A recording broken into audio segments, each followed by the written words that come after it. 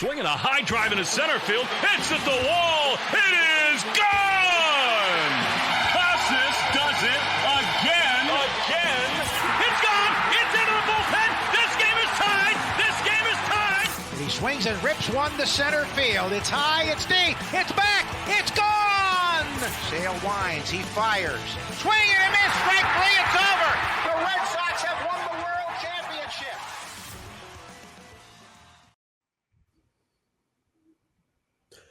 Welcome back to Play Tessie. It is episode 101 if you're listening on drop day. It's July 23rd. This is the official podcast of Losing Your Breath in Colorado, also known as the official Red Sox podcast of WEI.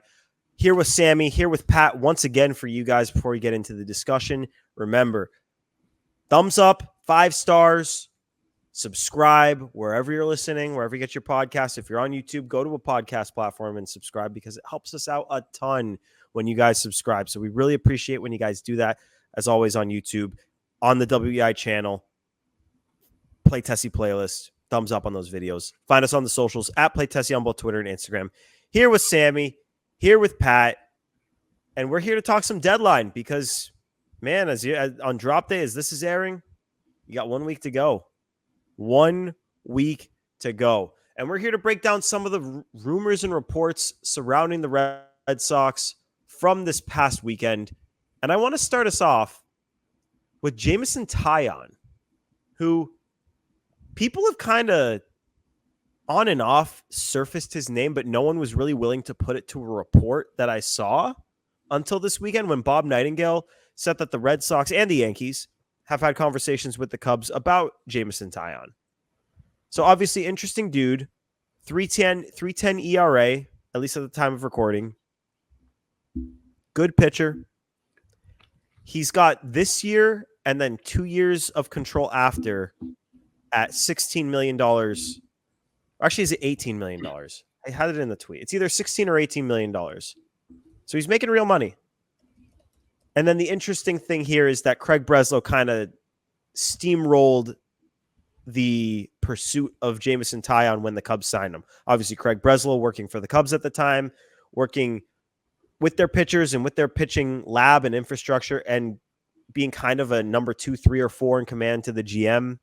And he led the charge for Jameson Taillon and kind of closed that deal. So we know that he's a big fan of Taillon.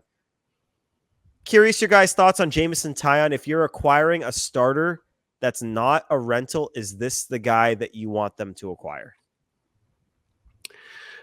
Pat, you want to go first? Yeah, I can go first. I don't hate the idea of Taillon. I mean, he's a starting pitcher. They need one. He's controlled. He's 32. So this plus 2, you have him through age 34 for a guy who's historically around a 4 ERA pitcher anyways. I don't love it, but where the money is actually pretty decent, I don't know how much they actually have to give up for him if it meant the Cubs get off of him before it gets ugly. Yeah, and then there's the Breslow connection. He said he was like the main reason. He was the guy leading the pitch for him to come to Chicago. So, yeah, I guess I'm in favor of it. It's 18 a year, by the way, not 16. So he's at 2 years, 36 mil after this. Yeah, okay, so Taillon's interesting. He's kind of, I don't want to say exactly what they need, but he's pretty much the mold of what the Red Sox should be looking for, in my opinion. A veteran starting pitcher, someone who can kind of steady the ship, eats innings.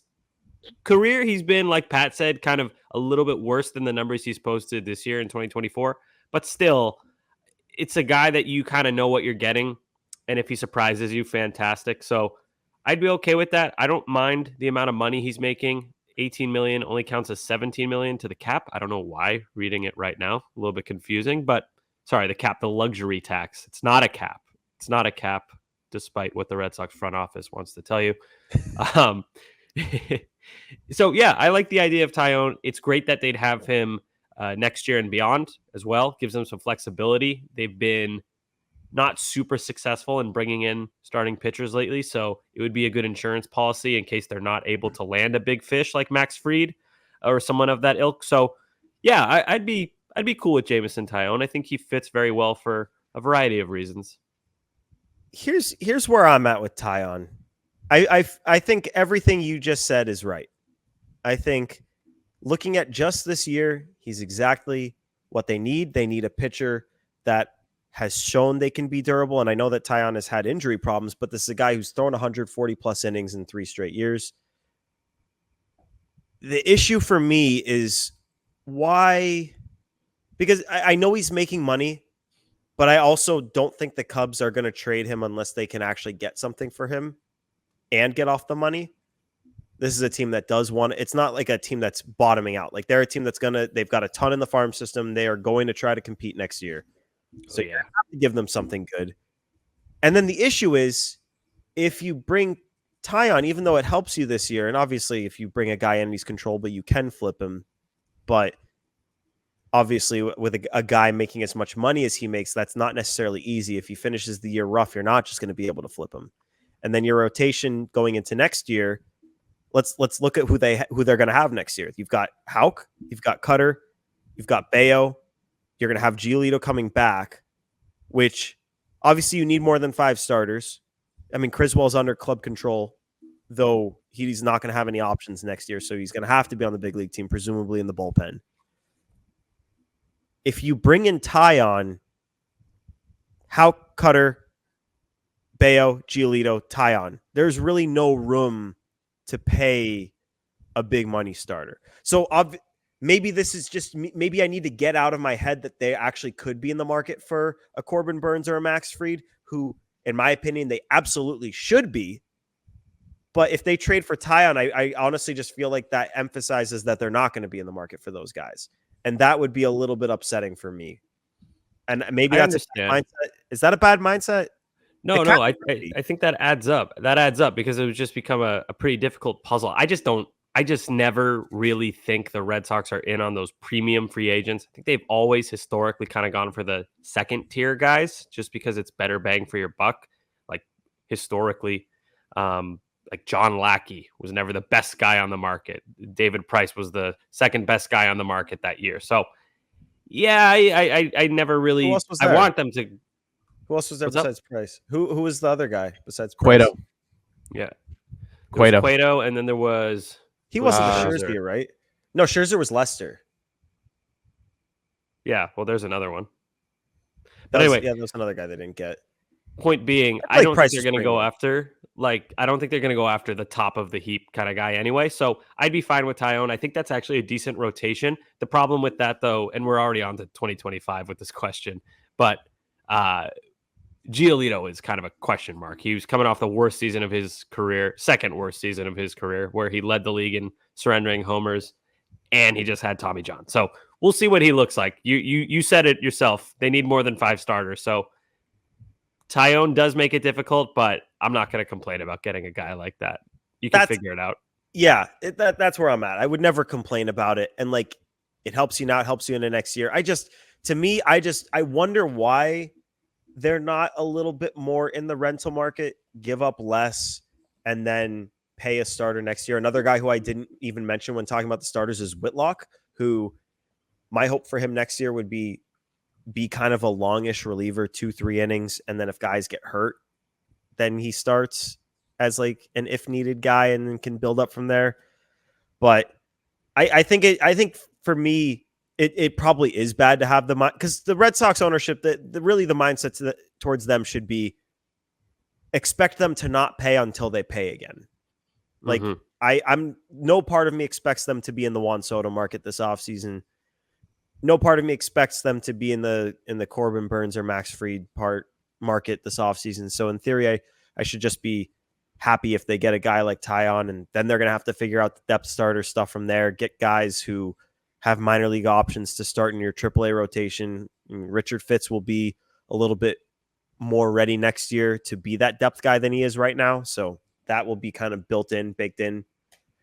But yeah, if Taillon would help this year. And it would be very Breslow-like to get his old guy. So and that's a guy who people have mentioned. I did find it interesting that he wasn't mentioned in Cotillo's article where he kind of laid things out about, like he said they weren't in on Crochet, which that's another thing we should talk about is not being in on Crochet. Does that upset you guys? No. I don't think he's as much of a fit. They're not in a place to take on a risk like that. Crochet is by far surpassing his career high in innings pitched. There's been rumblings that the White Sox are planning to shut him down anyway if they don't trade him.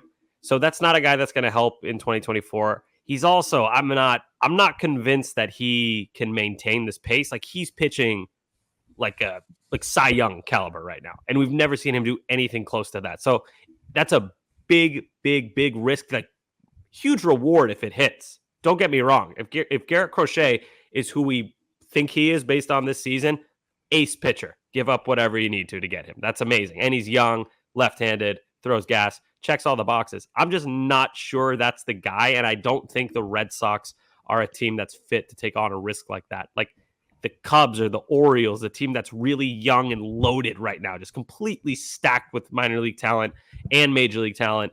Actually, Cubs not a good example. The Orioles, I'll just go with them alone. But Dodgers? You get the point. Yeah, Dodgers. Yeah, that's the kind of team that could take on a risk like that. Like they can afford to miss on that. The way the Red Sox are built right now and the way they've been operating the past few years, they're not in a spot where they can take a risk like that. So, it would be fun to have Garrett Crochet, but I'm not upset that the Red Sox aren't linked to him. It just doesn't really make much sense to me.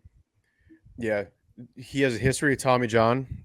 He's on an innings count this year. When you weigh what you would give up to get him, like Sammy said, it's a risk. Like, is this a flash in the pan? Is this a one-off season? Is he going to regress to average out to be a 3 in a rotation? Because if he does, what you're going to pay for him right now, it won't be worth it. So it doesn't really upset me that we're not in on Crochet. And if we were one piece away, like we were genuinely a starting pitcher away or an ace away from being like AL East favorites, World Series contenders, sure. Like I can rationalize with that. I can see that. Where they're at right now, where they're just kind of on this natural trajectory on the up and up, it just doesn't make sense for that right now. To me, and I think the Orioles are such a good fit for Crochet because they need help in the rotation and the pen, and they can kind of afford to, if needed, put him in the pen, and he would still help them a lot there. But they're also a better fit because they have guys on their big league roster, particularly on the offensive side of the ball, in spots where they have big prospects, and they're going to have to trade guys. Guys are blocked. If the Red Sox are going to get Crochet, you're going to be trading guys who are direct parts of the next great core of Red Sox players. You'd be trading your catcher of the future in Kyle Till. You'd be trading your center or right fielder, more likely right fielder of the future in Roman Anthony. You'd be trading your shortstop of the future in Marcelo Meyer. You'd probably be trading 2 of those guys to get it done, at least one of them. So, and that's for a guy who may not even be able to help you down the stretch this year starting. So, like to me, if you want to get a Garrett Crochet, I would say, and that obviously he's probably going to get traded, so this is probably going to be a moot point, but wait to the offseason when you can expect those big 3 guys to plug holes by the middle of the season on next year's team, and hopefully guys like Christian Campbell have continued to step forward and they're like firmly in the mix in the top 100 prospects. Braden Montgomery will be on those lists. Hopefully others, we'll see if Nick York is still with the team and if he gets put back on those lists. Yoel Cespedes, Miguel Blaze, like those are the guys that hopefully, if everything pans out, those guys will be blocked. And when they're kind of in double and AAA and knocking on the door of needing a big league call-up, that's when you trade those guys. Those guys will be top 100 prospects, will be blocked. Like that's the crop that you trade from. You don't want to trade from the crop that is directly going to slot in to your future. Not just like distant future, your immediate future. So I'm not upset that the Red Sox are not dangling those guys for a guy that is not going to be able to start for them this year. What if it were Tarek Skubal? Would you feel similarly? I mean, Skubal is so good, and obviously, hopefully, any sort of trade that would happen would come with an extension. I'd feel less bad about it for Skubal, but I do feel kind of the same because, I mean, the Red Sox are very good this year, but they're not like, let's be honest with ourselves, they're not like this team is like in the World Series mix good. So they're not like a World Series or bust team. They're like right. Maybe we'll make the playoffs and we'll see what happens kind of team. Is Skubal 3 years or 2? He's 2.5, right? Yeah. 2.5. It's not 3.5. It's got to be Remaining? 2.5. Yeah. I think it's 3.5, isn't it? He is a free agent in 2027. So you'd have him through 2026. So Right. So 2.5. So this and 2.5. Okay. So 2 and change. if this is not like a World Series all-in season, then you're trading a big three guy for 2 years. Like, why do you like? I know we've not seen the Red Sox be a legitimate World Series contender in a couple of years, more than a couple of years. 20, and if you count 2021 as like the outlier, whatever, then it's been even longer. But they're 1 year away from having all of these roster spots plugged and potentially still having several top 100 prospects. Like, they'll be in such a good position. You'll know exactly what you need. Plug the holes now, make the splash later when you're ready to push yourself over. I don't know if you guys agree with that, but that's just, if it were Skubal, does that change your calculus? Yeah, for me it does, just because I feel like you have a better idea of what you're getting. And if you have a guy like Tarek Skubal at the top of your rotation, I think you kind of become a World Series team, because now you have a bona fide ace, assuming he doesn't fall off a cliff out of nowhere. So it would change it. I understand why they're not in on him. And plus, that guy, he's going to cost 2 of the big 3 and more. So And more, yeah. yeah, so I get it. It would be crazy to do that. It might work, but it would be crazy. So I get it. Yeah, I think track record wise too, though, they've only ever really pulled the trigger on those kind of things when they were that one piece away. Like, they were winning the division with Price as the ace, whatever. They still needed something. They pulled the trigger on Sale. They pulled the trigger on Kimbrel. Like, those are the circumstances when you do empty the clip, you make those moves. Right now, they're not there. Yeah, it's not time yet. They're There will so be close. a time. Yeah. Next, so close. I honestly think next year is the year they. Well, I said that in this offseason, so we'll see. Like, yeah.